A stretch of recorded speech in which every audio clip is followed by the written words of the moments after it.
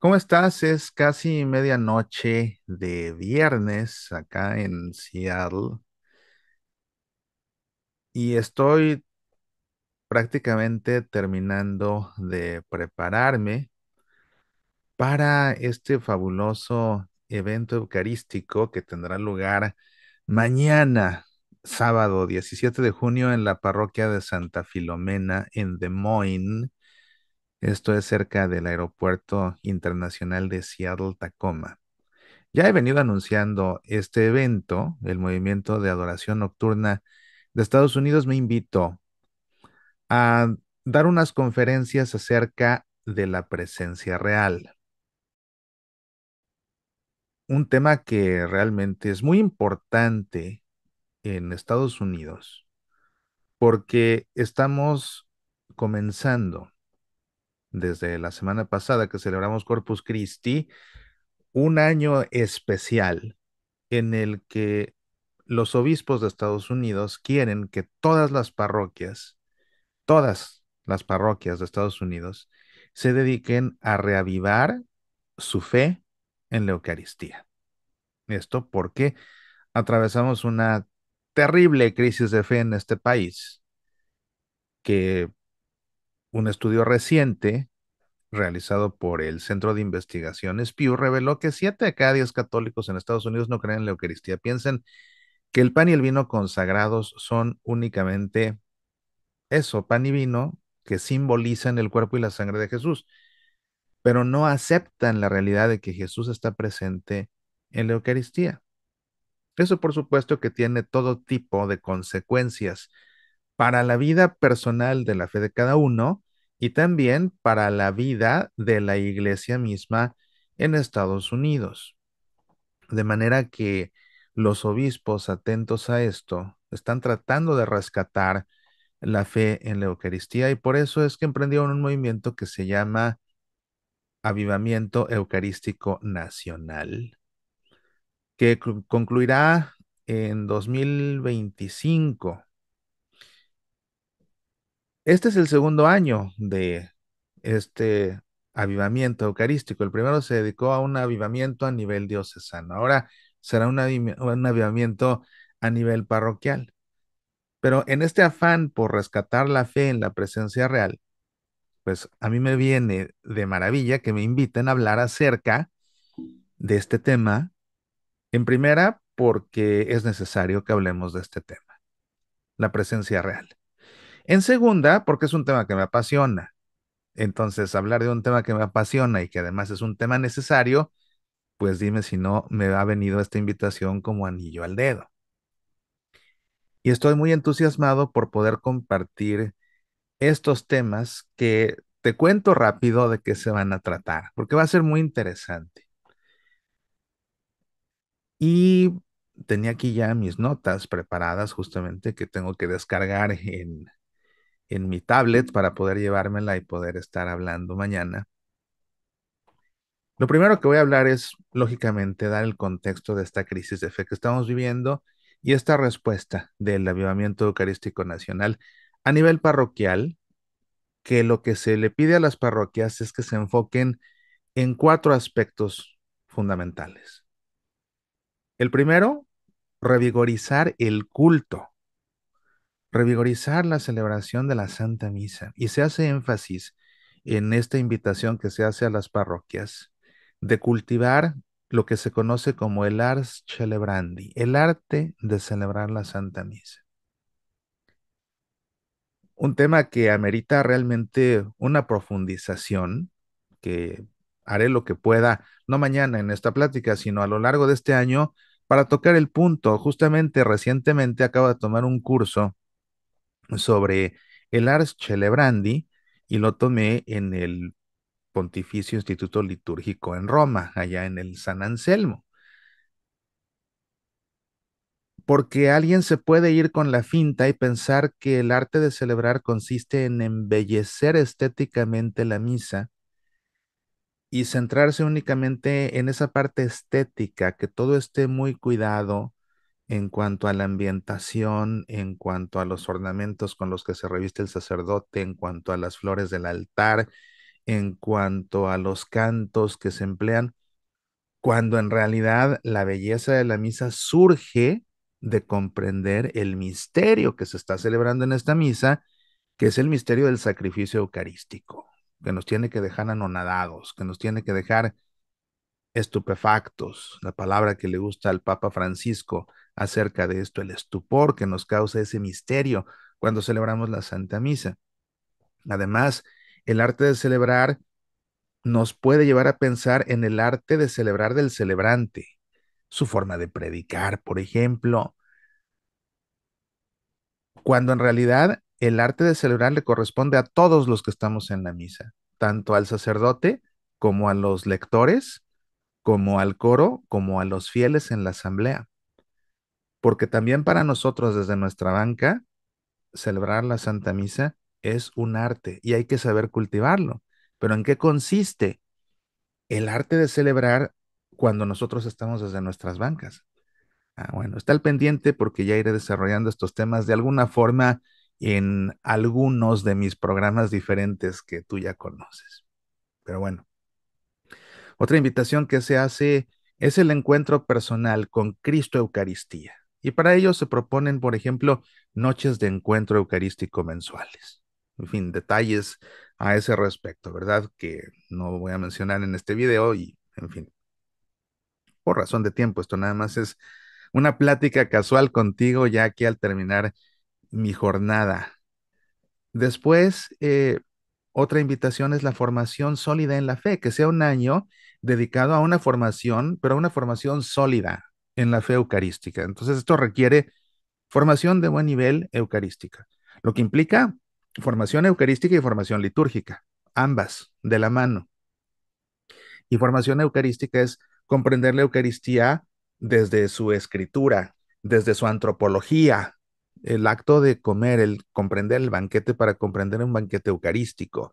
¿Y por qué está formado ese banquete? Por pan precisamente y por vino precisamente. ¿Por qué no por leche y miel, como eran aquellos símbolos de la bendición abundante de Dios en la tierra prometida? ¿Por qué no panes y peces como los que multiplicó Jesús? ¿Por qué específicamente pan y vino? Hay una antropología detrás de la cual se vale Jesús para darle sentido a este sacramento que es el más importante de todos. Una formación sólida en la fe eucarística que implica una formación teológica acerca de la misma, una formación litúrgica y una formación eucarística pastoral que nos haga comprender que la participación en la Eucaristía no se limita únicamente a ese encuentro con Cristo, sino que tiene que extenderse a lo que es la cuarta invitación a las parroquias en este Avivamiento Eucarístico Nacional, que es el envío misionero, el salir a compartir lo que hemos vivido, así como esos dos de Maús, que son los que se sientan por primera vez después de la resurrección a celebrar la fracción del pan, a celebrar la misa presidida por Jesús, y que de ahí salen a Jerusalén a compartir lo que han vivido, algo que tenemos que hacer. Si queremos rescatar la fe en la Eucaristía, pues no es la nuestra si nosotros creemos. Para nosotros es cuestión de fortalecerla, pero tenemos que ir a compartirla con los que han dejado de creer. Es ahí donde tenemos que hacer este encuentro eucarístico una misión, de ir a llevar esa fe en la Eucaristía al que la ha perdido, pero también de ir a acompañar a los necesitados y a los marginados, para llevarles la presencia de Jesús. En fin, entonces ese es un tema que forzosamente tengo que tocar dado el contexto del avivamiento eucarístico nacional que estamos viviendo en Estados Unidos. La segunda parte, voy a hablar de dos temas que son muy importantes, la presencia real en la escritura. Por fuerza, hay que partir del discurso del pan de vida que desarrolla Juan en su Evangelio en el capítulo 6, centrándonos sobre todo en ese versículo que es el más importante de quizás todo el Evangelio de Juan mismo, que es el versículo, el versículo 54, no, el 55 del capítulo 6. Mi carne es verdadera comida y mi sangre verdadera bebida. Entonces vamos a hablar de los diferentes versículos de este discurso del pan de vida para entenderlo. Y la segunda parte es la presencia real en la institución de la Eucaristía. Y ahí vamos a detenernos a considerar los relatos de la institución de la Eucaristía que aparecen en los evangelios sinópticos y en la primera carta a los Corintios, considerando las dos tradiciones litúrgicas de las cuales surgieron estos textos que aparecen en los evangelios.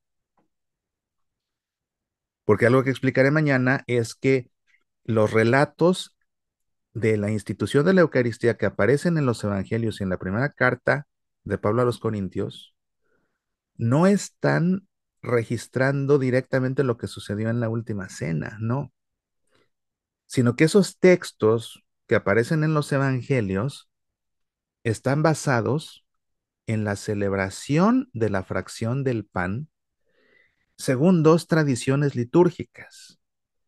La tradición litúrgica de Antioquía, que es en la cual se basa San Lucas en su evangelio y Pablo en su primera carta a los Corintios para referir la institución de la Eucaristía, y la tradición litúrgica de la fracción del pan en Palestina, que es en la que se basa San Marcos, y luego Mateo le copia a Marcos ese texto y lo añade a su evangelio.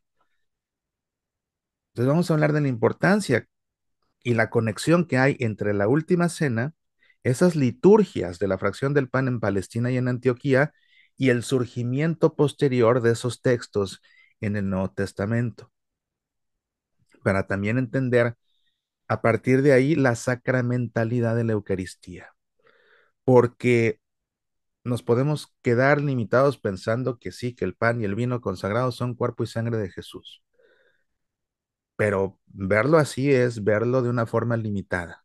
Hay algo más que eso, algo más que eso,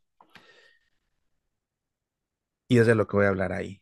Y todo a partir de las palabras de Jesús al instituir la Eucaristía en la última cena, precisamente. Porque no es solo pan que se convierte en cuerpo y vino que se convierte en sangre, sino que ese cuerpo y esa sangre a su vez tienen un propósito. Y el propósito es un propósito sacrificial, ofrecerse en sacrificio para morir por nuestra salvación.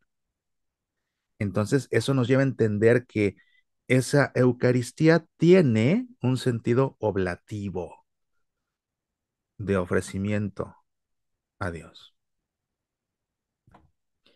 pero de ofrecimiento que no hace Jesús solo, que nos implica a nosotros de una manera muy directa. Es otra parte que se suele perder de vista cuando se capta la Eucaristía, nuestro propio ofrecimiento, el ofrecimiento de nuestra vida en sacrificio a Dios. ¿Y de qué manera se vincula todo esto y converge en la Eucaristía?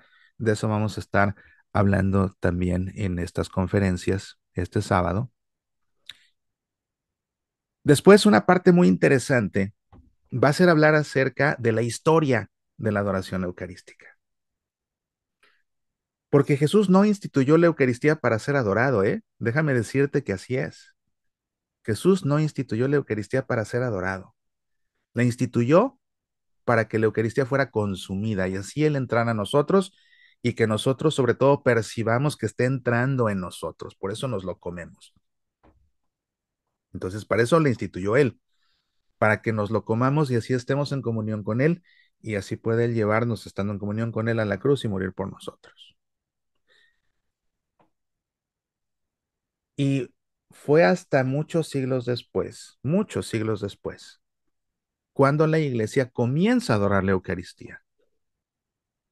¿Qué fue lo que sucedió desde que Jesús instituyó la Eucaristía hasta que siglos después la iglesia comienza a adorarla? ¿Cómo fue transformándose la celebración eucarística? ¿Cómo fue que por 9 siglos se comulgaba únicamente con la mano y en el siglo noveno, a partir de ese entonces, se comulga únicamente con la boca? ¿Por qué? ¿Por qué sucedió ese cambio?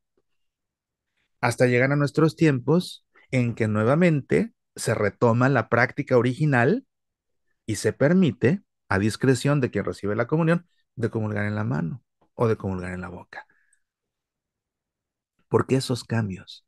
¿Y en qué momento surge la adoración eucarística y por qué? Y esa misma adoración eucarística, ¿cómo va evolucionando con el tiempo? Esto es muy importante.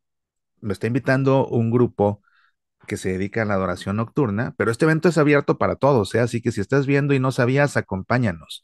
Ellos lo están organizando, pero es un evento eucarístico para todo el mundo que quiera participar. Pero lógicamente que para el que se dedica como devoción a la adoración eucarística, es importante entenderla, entender de dónde surge, entender cómo se desarrolla, entender sus características reales para poder hacerlo bien. Y para el que no practica la adoración eucarística, es importante conocer su historia y lo que significa para que vaya y lo haga, porque parte de este avivamiento eucarístico implica ese encuentro personal con Cristo en la Eucaristía, que por excelencia es consumiéndolo, comiéndonos, lo comulgando, pero que además, es un Cristo que por estar ahí presente podemos adorar. ¿Y qué implicación tiene adorarlo? Ahí presente en la Eucaristía. De esto estaremos hablando. Luego viene una parte espiritual en la que, por supuesto, estaré hablando de el romance de la gotita de agua, no puede faltar, no puede faltar. Y también vamos a desarrollar una hermenéutica de ese canto de adoración tan hermoso que se le atribuye a Santo Tomás de Aquino y que algunos dudan que sí lo compuso él, pero otros con mucha vehemencia afirman que sí fue él, el Adoro te devote.